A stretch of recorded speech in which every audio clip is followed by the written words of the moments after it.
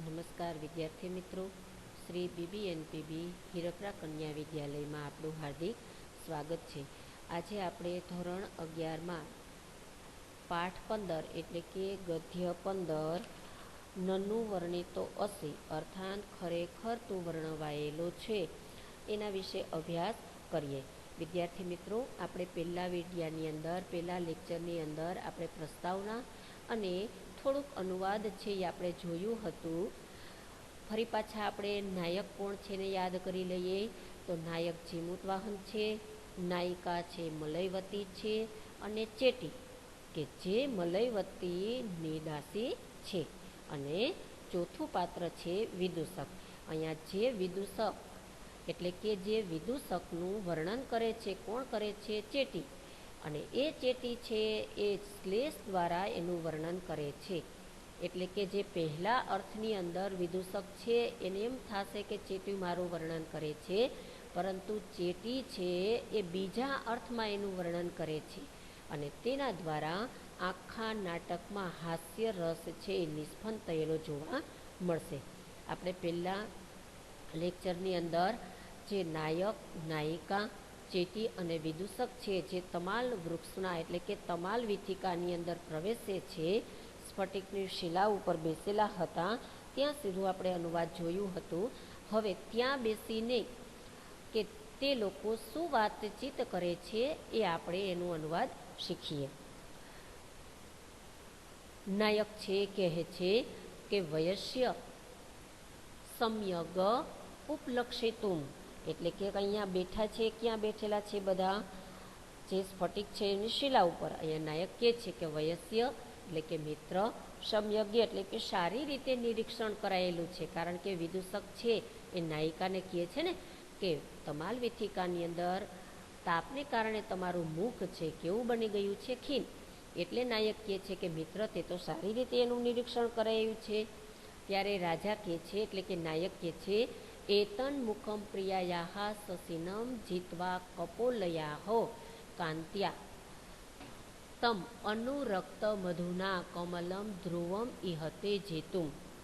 કે પ્રિયાનું આ જે મુખ છે, પ્રિયાયાહ એતત મુખમ, પ્રિયાનું આ મુખ છે એ શું કીધું? કપોલયો હો એટલે કે બે ગાલની, કાંત્યા એટલે કે કાંતિ વડે, સસીનમ જીતવા એટલે કે ચંદ્રને જીતીને, કે પ્રિયાનું આ મુખ બે ગાલની કાંતિ વડે ચંદ્રને જીતીને અત્યારે તાપમ અનુરક્ત મધુના એટલે તાપને લીધે થયેલું હોય ત્યારે એવું લાગે છે. ધ્રુવમ એટલે કે ખરેખર અથવા ચોક્કસ, કમલમ એટલે કે કમળને, જેતુમ એટલે કે જીતવા, ઇહતે એટલે કે ઈચ્છે છે. અહીંયા નાયિકાના મુખને કેની સાથે સરખાવ્યું? કમળની સાથે સરખાવ્યું. કારણ કે જો અહીંયા ધ્રુવમ શબ્દ આવેલો છે જ્યાં ઉત્પ્રેક્ષા અલંકાર પ્રયોજાય છે કે સૂર્યના તાપથી લાલ થયેલું જે પ્રિયાનું મુખ છે એ જાણે કે કમળને જીતી લેવા ઈચ્છે છે. મલયવતીમ હસ્તે ગૃહિત્વા એટલે કે મલયવતીને હાથથી, હસ્તે એટલે હાથથી, ગૃહિત્વા એટલે કે પકડીને, પ્રિયા ઇહમ ઉપવિશામહ આપણે અહીં બેસીએ છીએ. કોણ કે છે? નાયક છે એ નાયિકાને કહે છે કે એનો હાથ પકડીને આપણે અહીંયા જ બેસીએ. સર્વે ઉપવિશંતી એટલે કે બધા બેસે છે. બધા એટલે કોણ? નાયક, નાયિકા, ચેટી અને વિદૂષક.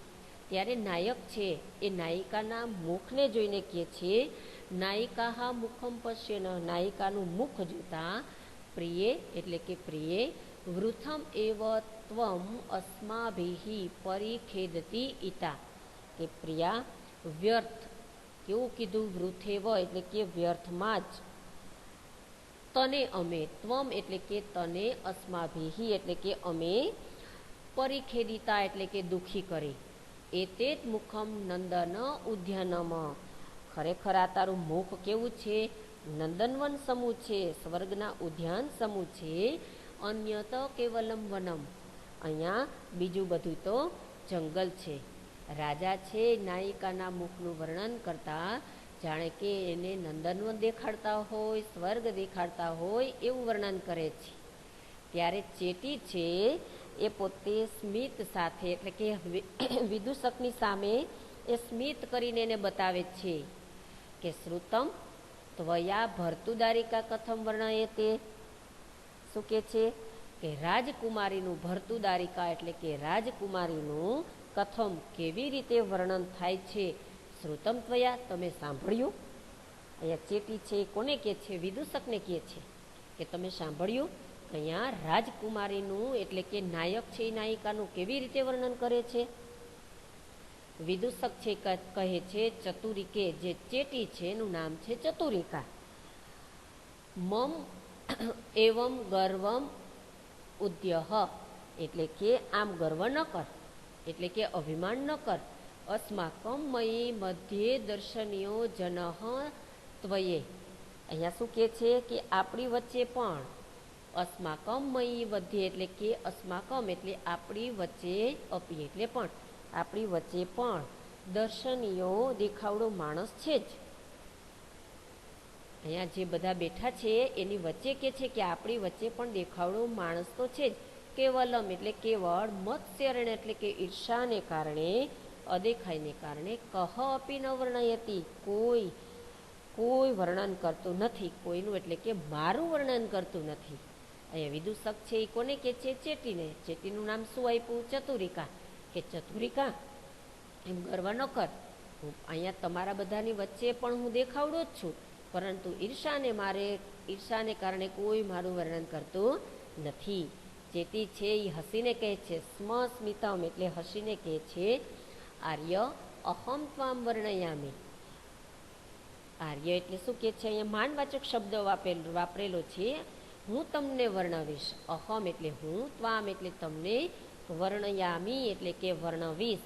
અહીંયા એના માટે વર્ણન માટે કયો શબ્દ અહીંયા પ્રયોજ્યો છે? રંગી થશે, પણ એ વિદૂષકને ખબર હોતી નથી. એટલે વિદૂષક શું કહે છે કે સહર્ષમ હર્ષ સાથે, જીવાપિતો અસ્મિ એટલે કે હું જીવાડેલો છું. વિદૂષકને આનંદ આવી ગયો મનમાં કે ચાલો આજ તો કોઈક મારું વર્ણન કરશે. તત કરો તું ભવતી પ્રસાદમ, તો આપ મહાશય, ભવતી એટલે કે મહાશય, પ્રસાદમ એટલે કે કૃપા કરો કે એનમ મામ પુનરપી ન ભવતી યથા ત્વમ ઈદૃશ તાદૃશ કપિલ કર્કટાર આકારઃ ઇતિ. જો શું કે છે અહીંયા વિદૂષક છે એ ચેટીને કહે છે કે જેથી મને ફરીવાર, મામ એટલે મને, એને સમ એટલે જેથી મને ફરીવાર ભણતી એટલે કહેવું, એટલે કે ફરીવાર છે એ કોઈ ન ભણતી એટલે કોઈ ન કહે કે ત્વમ ઈદૃશમ તાદૃશમ, તું આવો ને તું તેવો. અથવા જે કપિલ એટલે કે જે વાંદરાનું જે બચ્ચું છે એના માટે શબ્દ વપરાયેલો છે માકડું, કે ઘેરા બદામી રંગના જે માકડું છે, આકાર હોય એટલે કે એના આકાર જેવો છે. કે તમે આજે મને વર્ણન કરો, મારી ઉપર કૃપા કરો કે જેથી હવે લોકો મને બધા કહેતા બંધ થઈ જાય કે તું માકડાના આકારવાળો છે.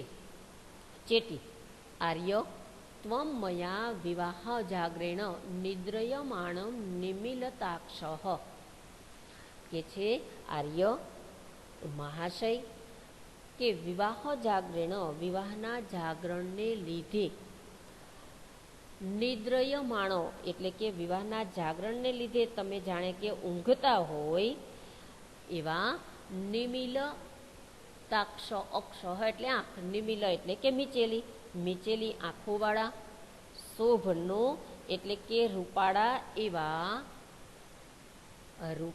એવા ત્વમયા એટલે કે તમને મેં જોયા છે.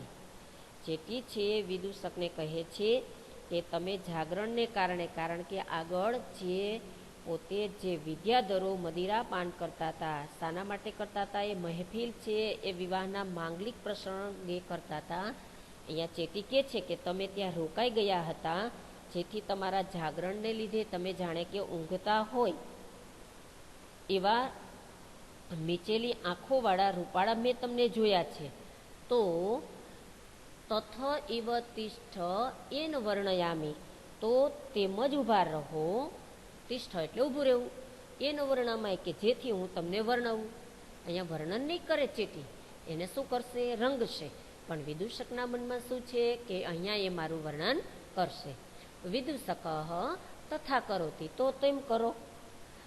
ચેટી સ્વાગતમ મનમાં યાવત એષ નિમીલિતાક્ષ તિષ્ઠતુ તાવત નીલ રસ તુલ્યેન તમાલ પલ્વ રસેન મુખસ્ય કાલી કરિષ્યામી. એટલે મનમાં કે છે ચેટી, યાવત જ્યાં સુધી એષ એટલે કે હું આ, એષ એટલે આ, નિમીલિતાક્ષ એટલે કે આંખો મીચીને ઊભા રહો છો ત્યાં સુધીમાં, તાવત એટલે ત્યાં સુધીમાં, નીલ રસ તુલ્ય ન એટલે કે જે ભૂરો રંગ હોય છે, એટલે વાદળી રંગ હોય છે, એના માટે શબ્દ છે નીલ. એટલે વાદળી રસ જેવા તમાલ વૃક્ષનું જે રસ હતો, તમાલ વૃક્ષના જે પાંદડા હતા, પલ્વ એટલે પાંદડું, તમાલ વૃક્ષના પાંદડાના રસ વડે કાલી કરિષ્યામી એટલે કે હું એનું મુખ છે કાળું કરીશ. ચેટી છે એવું મનમાં કે છે, વિદૂષકને કહી નથી દેતી કે જ્યાં એ પોતે આંખો વીંચીને ઊભા રહે છે ત્યાં સુધી હું શું કરીશ? આ તમાલ વૃક્ષના પાંદડા છે એને હાથમાં ચોડીશ, જે રસ ઉત્પન્ન થશે એ રસ નીકળશે, એ રસથી હું એનું મુખ કેવું કરી નાખીશ? કાલી કરિષ્યામી. ઉત્થાય તમાલ પલ્વ ગ્રહણમ, તમાલ પલ્વલ ગ્રહણમ તત્ ઉત્પીડનમ ચ નાટયતી. એ ઊભી થાય છે. કોણ ઊભી થાય છે? ચેટી ઉઠીને જે તમાલના જે પાંદડા છે એ લેવાનો અને એટલે કે એને મસળવાનો, ઉત્પીડનમ એટલે કે એને મસળવાનો, નાટયતી એટલે કે અભિનય કરે છે. નાયકો નાયિકા ચ વિદૂષકમ પશ્યતઃ, નાયક અને નાયિકા છે બંને જોવે છે. શા માટે જોવે છે? કારણ કે નાયક અને નાયિકા છે ને એમ થાય છે અમારી હાજરીમાં પણ જે ચેટી એટલે કે જે ચતુરિકા છે એ વિદૂષકને કેવી મસ્તી કરે છે. એટલા માટે અહીંયા શું કરે છે? નાયક અને નાયિકા છે એ પણ શાંત ચિત્તે વિદૂષક છે એને જોવે છે. નાયક વયસ્ય મિત્ર, ધન્ય ખલુ અસી અસ્માસુ તિષ્ઠતુ ત્વમ એવ વર્ણયસી. નાયક છે એ કહે છે વિદૂષકને કે મિત્ર તું ખરેખર ધન્ય છે. શા માટે? અસ્માસુ તિષ્ઠતું, કે અમે હોવા છતાં તે તને આમ વર્ણવે છે, એટલે કે રંગે છે, એટલે કે મસ્તી કરે છે. વિદ્યાર્થી મિત્રો, આપણે આટલે સુધી અનુવાદ આપણે શીખીએ. આવતા પીરિયડની અંદર, આવતા લેક્ચરની અંદર એ કેવી મસ્તી એટલે કે એ મસ્તીથી શું પરિણામ આવશે એનો અનુવાદ છે, એનો અભ્યાસ છે આપણે શીખીશું. આભાર.